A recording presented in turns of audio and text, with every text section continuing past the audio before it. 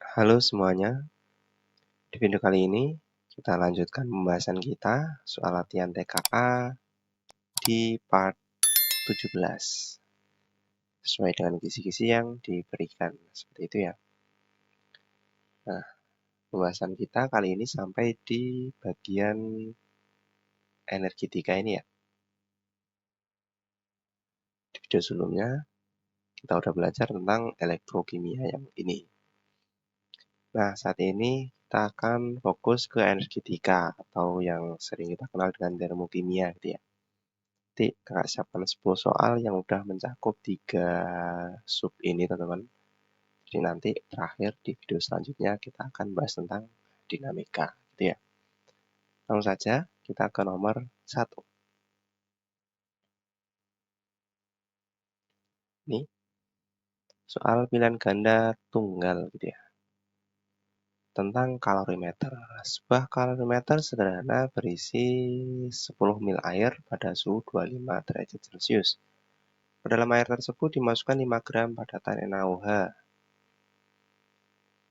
dan suhu larutan naik menjadi 35 derajat Celcius. Kalau jenis airnya sekian, masa jenis larutan dianggap 1 gitu ya.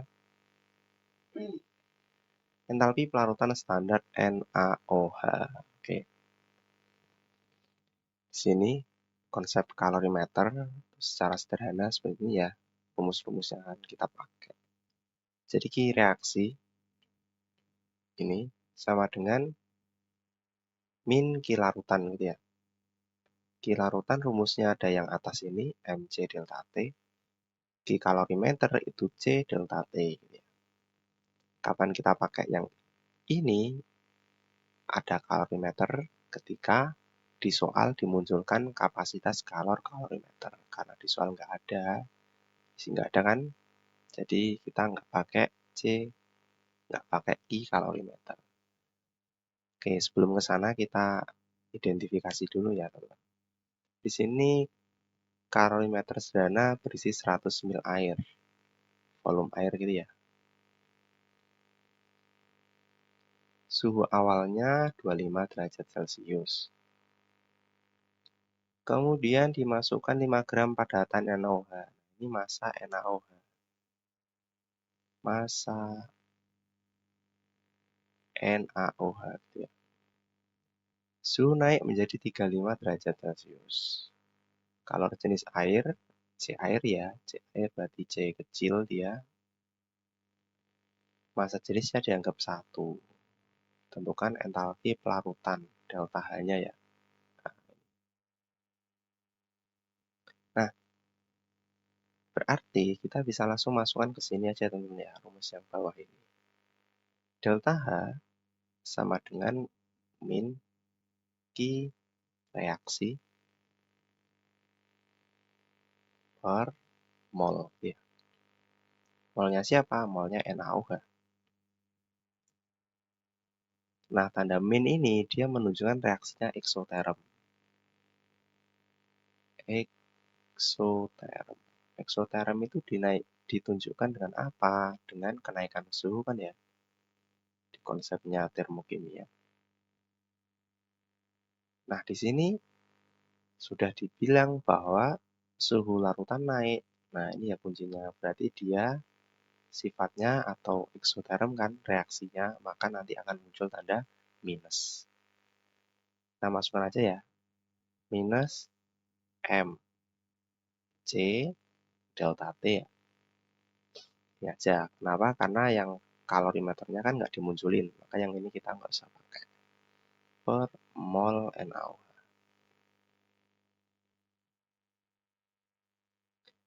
M-nya, massa yang kita pakai itu massa larutannya, teman-teman. Dalam artian di sini massa airnya ya. Ini kan di dalam kalorimeter. Q reaksinya, berarti Q yang di dalam kalorimeter. Nah, mestinya ditambahkan di beberapa jadi ada 100 sama 5 gram nih ya. Cuman kadang di beberapa sumber 5 gram ini udah dianggap masuk ke dalam 100 ml-nya. Jadi kita cuma pakai yang massa airnya sebagai larutannya gitu ya. Massa air, di sini kan kita tahu volumenya air 100 mil gitu ya. Yang ditanyakan massa dalam gram. Nah, di sini kita dapat informasi tentang massa jenis ya. Massa jenis 1 gram per mil. Berarti 1 mil mewakili 1 gram. Ketika 100 mil, berarti dia punya 100 gram gitu ya. Karena massa jenisnya 1. Maka ini bisa kita masukkan min 100 gram, C-nya tadi ya 4,2 Joule per gram derajat Celcius dikali kenaikan suhunya dari 25 ke 35 berarti 10 ya derajat Celcius per mol. Molnya kita tulis dulu ya mol NaOH di sini lah biar pas angkanya. Mol itu kan gram per mr. Gramnya dia punya 5 gram. MR-nya berapa? Nah, di soal di sini nggak dimunculin teman-teman. NaOH itu MR-nya 60 dia. Oke, 40. Na itu 23, O 16, nah itu punya 1 gitu ya. Dijumlahkan ketemunya 40. 40. Nah, berarti 1/8 ya. Kita tulis 1/8 teman. Atau kalau mau ya langsung aja lah 0,125. Kita masukkan di sini ya.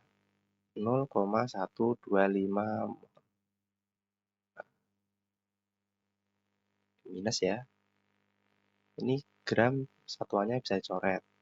Derajat Celcius kita bisa coret di sini ya. Jadi nanti satuannya tinggal Joule, gram sama gram ini ya.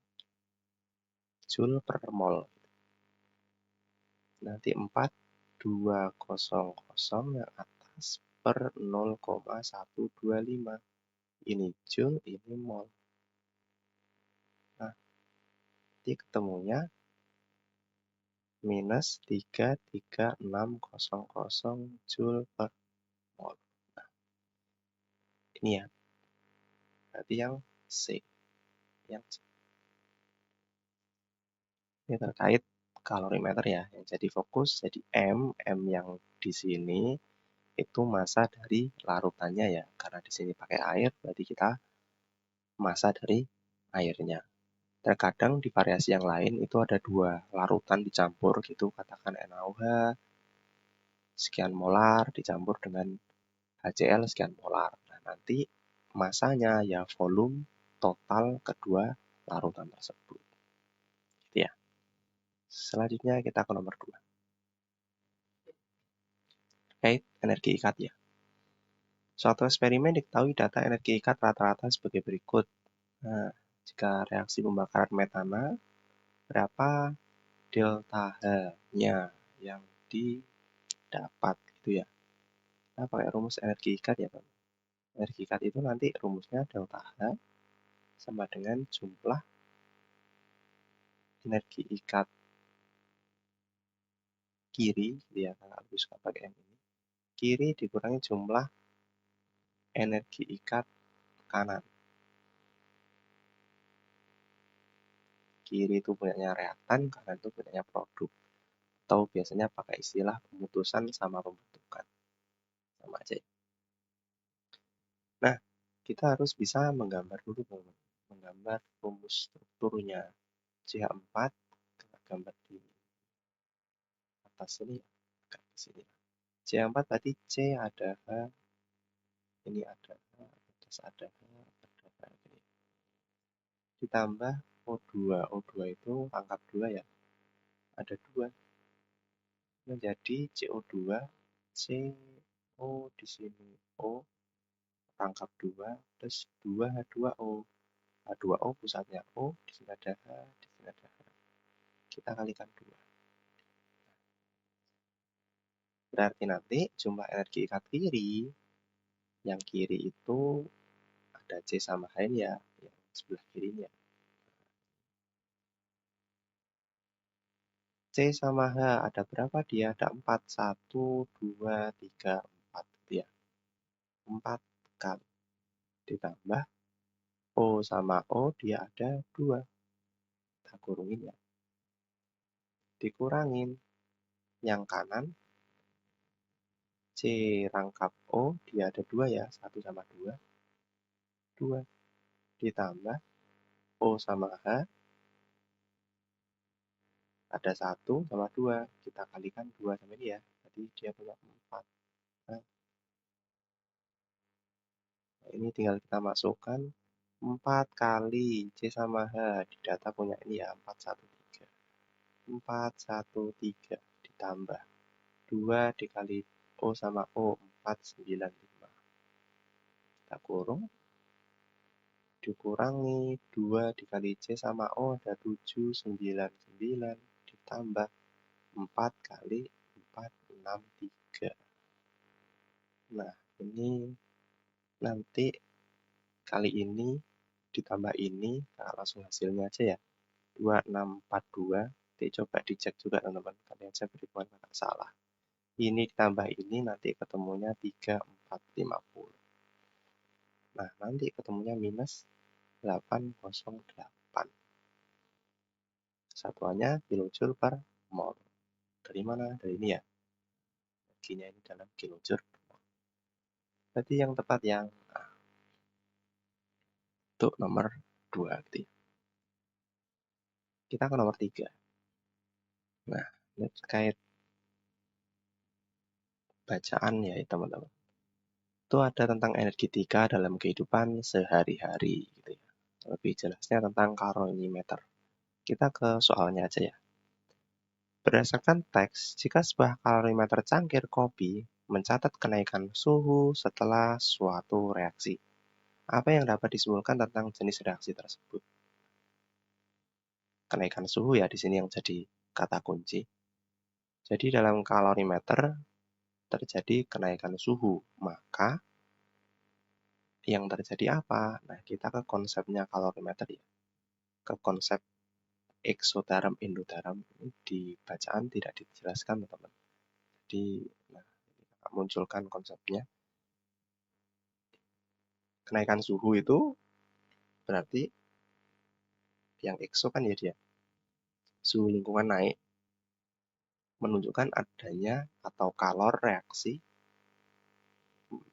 dia melepas kalor. Sehingga terjadi perpindahan energi dari sistem ke lingkungan. Kalornya berpindah dari sistem ke lingkungan. Dia melepas kalor. Berarti yang tepat yang C ini ya teman. Nah, reaksi tersebut melepas kalor ke lingkungan. Karena terjadi kenaikan suhu ini ya. Lawannya endoterm, kalau endoterm berarti dia menyerap kalor, suhu lingkungannya turun gitu ya. Delta H-nya positif. Oke, lanjut kita ke nomor 4. Mengacu pada hukum Hess dalam teks, mengapa entalpi pembentukan asetilena perlu dihitung dari entalpi reaksi lain? Nah, ini kakak munculkan teksnya. Teks yang bawah ya ini. Kakak potong.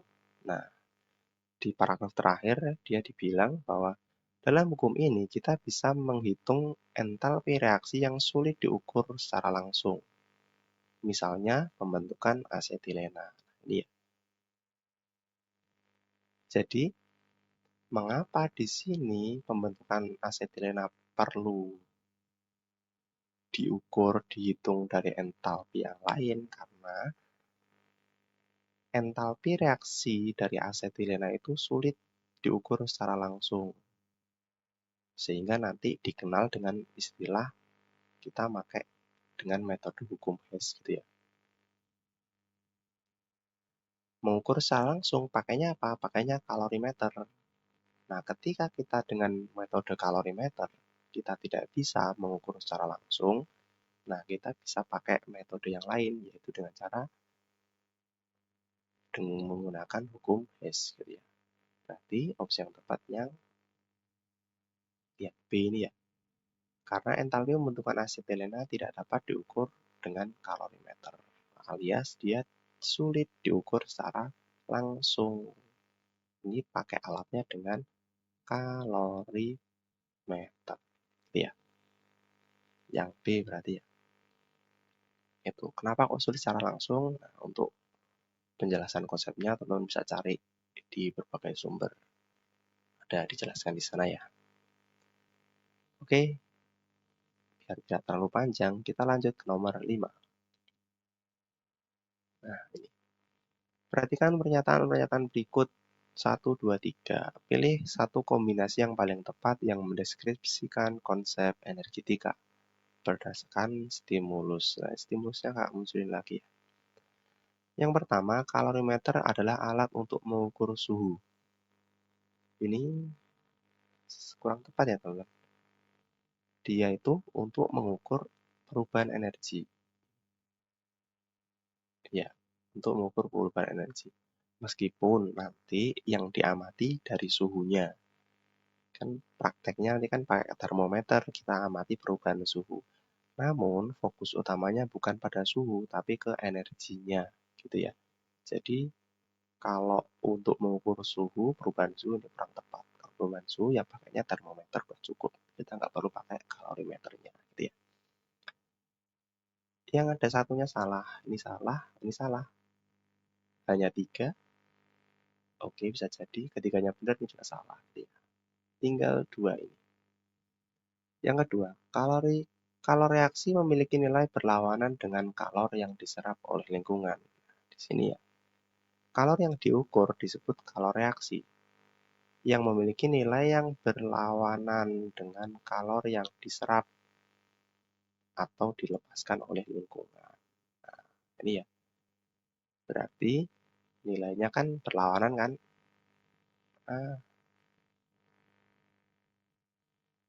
berarti yang ini benar. Yang ada duanya benar. Berarti jawabannya yang C gitu ya. 2 dan 3. Cek yang ketiga, hukum Hess memungkinkan perhitungan entalpi reaksi tanpa eksperimen langsung. Ini benar ya, teman? Dari mana ya? Dari yang ini tadi. Selain menggunakan kalorimeter kan dengan eksperimen, kita juga dapat memprediksi perubahan energi menggunakan hukum Hess yang menyatakan bahwa total perubahan energi suatu reaksi adalah sama, terlepas dari apakah reaksi terjadi dalam satu langkah atau beberapa langkah. Jadi dasar hukum Hess ini kita bandingkan dengan kalor atau delta H reaksi yang lain. Nanti kita bisa memprediksi kalor yang kita cari. Oke, yang C untuk yang nomor 5. Lanjut, kita ke nomor 6. Nah, tadi kalorimeter udah, kemudian energi ikat udah. Sekarang kita ke hukum Hess ya. Jadi kisi-kisi untuk kalorimeter atau energetika ini 3 tadi ya teman. Sekarang kita ke hukum Hess. Diketahui data entalpi reaksi sebagai berikut. Pilih 2 pernyataan yang benar untuk menentukan entalpi reaksi pembentukan SO3 dari unsur-unsurnya. Nah, ini reaksinya. SO3 dibentuk dari unsur-unsurnya, ada S sama O2. Kita cek delta-H-nya gitu ya. Berapa? Nah, konsepnya ini ya, teman. Kaidah dalam hukum Hess. Jadi ketika reaksi dibalik, nanti delta-H-nya juga dibalik. Reaksi dikalikan N, delta-H-nya dikalikan N, reaksi dijumlahkan, delta-H-nya dijumlahkan. Nah, kita mencari delta H dari reaksi ini, pembentukan SO3 ya. Kita ada 2 data ini. Gimana caranya? Ya, langsung saja kita cek S di ruas kiri. S solid di ruas kiri koefisiennya 1. Kita bisa pakai data 1 ya. S di ruas kiri koefisiennya 1. Berarti data 1 kita buat tetap gitu ya. Kita tulis lagi S plus O2 menjadi SO2. Datanya tetap kan min 296,8. Sekarang yang kedua. O2. Misal kita pakai O2 ya. O2 ada di data nomor 1. Padahal data nomor 1 udah kita pakai. Berarti kita nggak bisa pakai lagi data yang nomor 1 ya. Berarti fokus kita ke SO3-nya. SO3 kita cek. SO3 di reaksi, di data ada di ruas kiri ya. Sedangkan yang diminta, yang kita cari ada di ruas kanan. Maka reaksinya harus dibalik dulu. Jadi ini dibalik ya. Kita balik dulu. Kalau dibalik jadinya 2SO2 plus O2 menjadi 2SO3. Deltanya berubah ya. Yang semula plus menjadi minus. Nah, di sini plus kan, semula menjadi minus 198,2. Belum selesai. Di sini mintanya koefisiennya 1. Tapi ini kan masih 2 ya. Sehingga habis dibalik, kemudian dibagi 2. Nah, reaksi dikalikan N, delta H dikalikan N. Dikalikan N ini kan sama dengan dibagi ya, atau dikali setengah lah. Sama dengan dibagi 2 kan. Berarti semuanya kita bagi 2. Nah, oke, kita bagi 2 ya. Nanti 2 kita bagi 2 jadi 1 kan. Bilang. Diikutin ya, diikutin pelan-pelan. 1 kita bagi 2 menjadi setengah. 2 kita bagi 2 menjadi 1. Nah, ini juga kita bagi 2. Oke, kita bagi 2.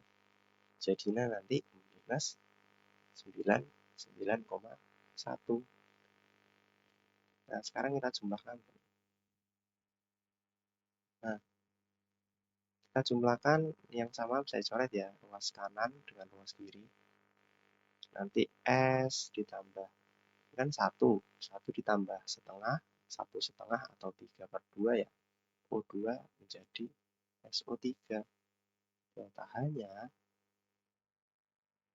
minus ini dikurangi minus ini.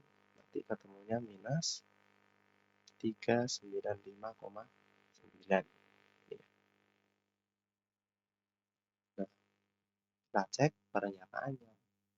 Reaksi 1 harus dibalik. Salah ya. Reaksi 1 kan tetap.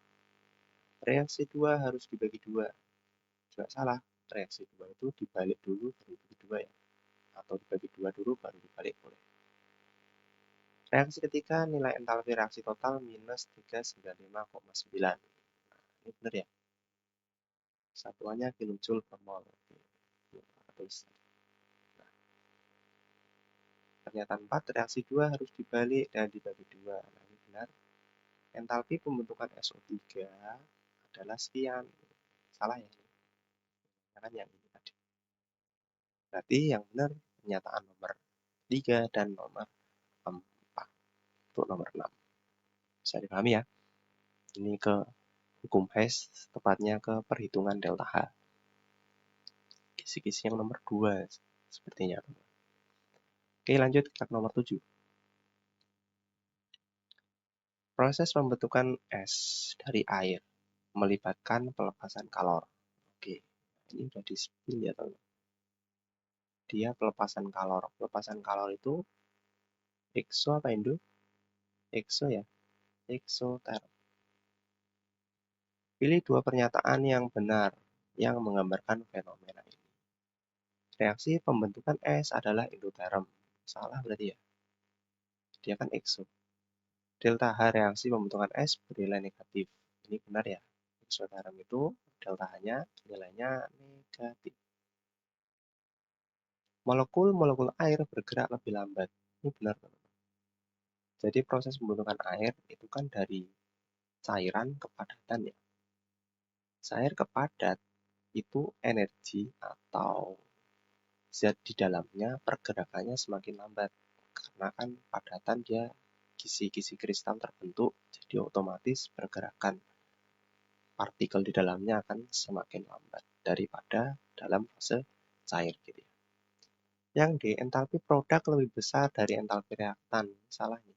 Ini definisi dari endoterm ya. Kalau eksoterm nanti karena negatif berarti entalpi reaktan, entalpi produknya dia lebih kecil daripada reaktan. Yang reaksi ini memerlukan energi untuk berlangsung. Ini juga salah ya.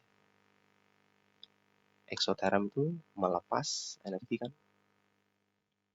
atau melepas kalor. Nah, untuk lebih jelasnya ini kakak bandingkan ya, mungkin konsepnya teman-teman agak bingung. Untuk pembuatan es kok maksudnya ekso, hanya es itu dingin gitu ya. Nah, jadi bedanya di sini ketika air membeku, fokus kita ke air membeku ya teman-teman.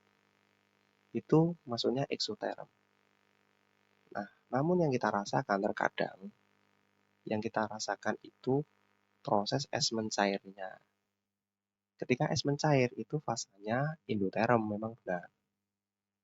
Jadi ketika es mencair, kan kalor, kita bisa merasakan dingin, itu kan karena kalor dari tangan kita masuk ke dalam es. Jadi esnya menyerap kalor. Itu definisi dari endoterm. Jadi kita rasakan dingin, itu karena kalor dari tangan diserap oleh si esnya. Sehingga nanti esnya bakal mencair. Gitu. Nah, pernyataan yang di soal itu bukan es mencair, tapi es membeku kan. Es membeku. Berarti dia fasanya dia melepas kalor atau eksoterm. Seperti itu ya. Lanjut, kita ke nomor 8. Nah, dengan kalorimeter. Sebuah kalorimeter digunakan untuk mengukur kalor yang dilepaskan oleh pembakaran 1 mol etanol, metanol gitu ya. Tentukan benar atau salah untuk setiap pernyataan berikut.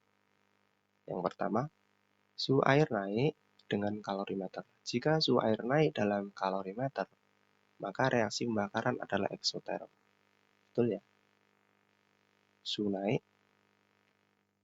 berarti tadi kan energi berpindah dari sistem ke lingkungan, maka masuknya eksoterm.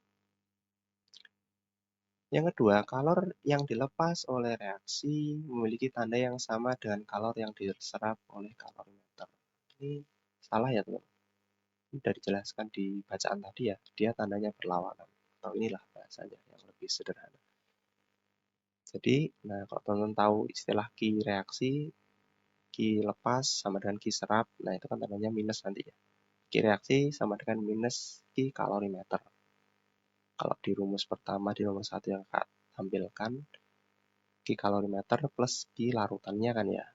Karena fokus kita di sini hanya kalorimeter ya berarti tandanya dia berlawanan. Oke ya. Ini salah. Yang ketiga, entalpi pembakaran metanol dapat dihitung dengan rumus delta H Mc delta T. Benar ya? Ini kan kaidah atau rumus dasar dari kalorimeter atau Ki reaksinya tadi. Kenapa nggak pakai min? Nah, min plusnya itu nanti kaitannya dengan dia eksoterm atau endoterm. Dia suhunya naik atau suhunya turun gitu ya. Untuk konsep dasarnya ya delta H ini ya Mc delta T. Seperti itu ya. Lanjut kita ke nomor 9. Oke, ini tentang delta HF. Perhitungan yang lainnya ya tetap di perhitungan delta H, namun ini yang diketahui data delta HF. Oke. Diketahui data seperti ini, kita tentukan pernyataannya. Kita pernyataan ke nomor 2 dulu ya. Delta H, ketika diketahui delta HF, kita dapat menghitung dari delta HF produk jumlahnya dikurangi reaktan. Ini benar ya? Rumusnya kan seperti ini.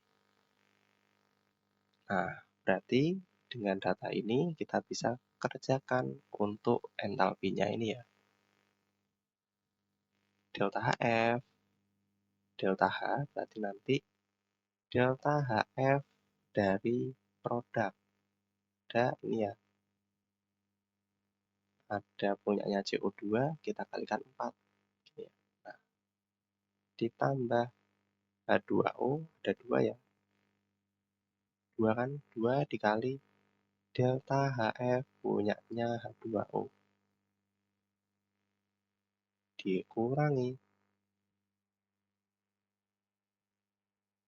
2 kali delta HF punyanya C2H2 ditambah 5 kali delta HF punyanya O2 gini ya.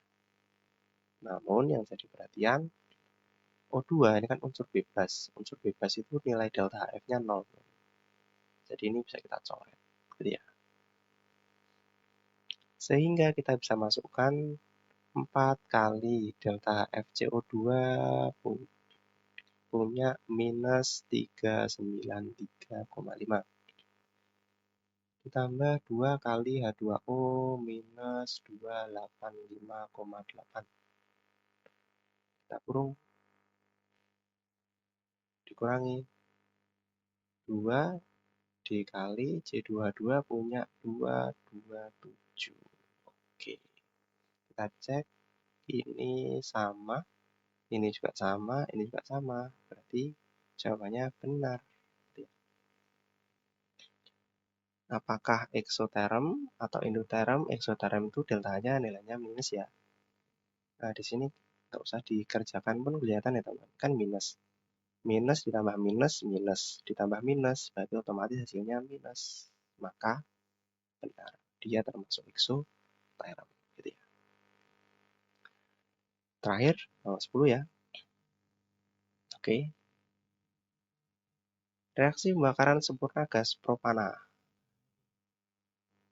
Ini propana, namanya reaksi pembakaran itu direaksikan sama O2 ya. Delta-nya minus sekian. Minus berarti reaksinya eksoterm gitu ya. Pernyataan nomor 1. Reaksi ini adalah reaksi eksotermik. Benar. Nomor 2. Reaksi untuk penguraian 1 mol C3H8 menjadi unsur-unsurnya diperlukan energi sebesar sekian. Ini kan minus, ini plus gitu ya maksudnya. Ini salah ya teman. Kok salah? Jadi ini kan reaksi pembakaran.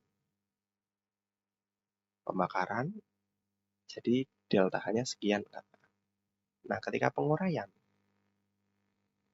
ketika delta-nya dibalik itu berlaku ketika delta H pembentukan gitu ya. Delta H pembentukan, delta HF gitu, atau pembentukan. Itu nilainya memang lawannya delta H penguraian gitu ya. Dalam artian gini, misal kita punya delta H2 H2 plus O2 ini menjadi 2. Nah, kan delta H-nya dia negatif. Misal ini ya. Nah, ketika delta H di penguraian, berarti kan kita balik kan ya, penguraian H2O, 2H2O dia diuraikan menjadi unsur-unsurnya 2H2 plus O2. Karena reaksinya dibalik, maka delta H-nya nanti jadinya positif gitu ya. Nah, ini benar. Negatif menjadi positif. Berlaku ketika pembentukan lawannya penguraian. Nah, di sini delta HF yang di sini, ulangi, reaksi yang di sini maksudnya delta HC pembakaran gitu ya. Pembakaran itu ketika dibalik tidak bisa dia tidak bisa menjadi positif. Gitu ya. Ini untuk yang pernyataan nomor 2. Nomor 3, jika 2 mol C3H8 dibakar, akan dilepaskan energi sebesar sekian. Benar ya? Ini kan 1 mol tadi. Kalau 2 mol, berarti kan 2 kalinya. Jadi delta H-nya kalau 2 mol gitu ya. Minus 4,440. Nah, kata-kata dilepas ini mewakili peristiwa eksoterm ya. Eksoterm berarti dia mewakili tanda minusnya. Maka di sini nggak perlu dikasih tanda minus lagi. Oke, berarti pernyataan 3 benar.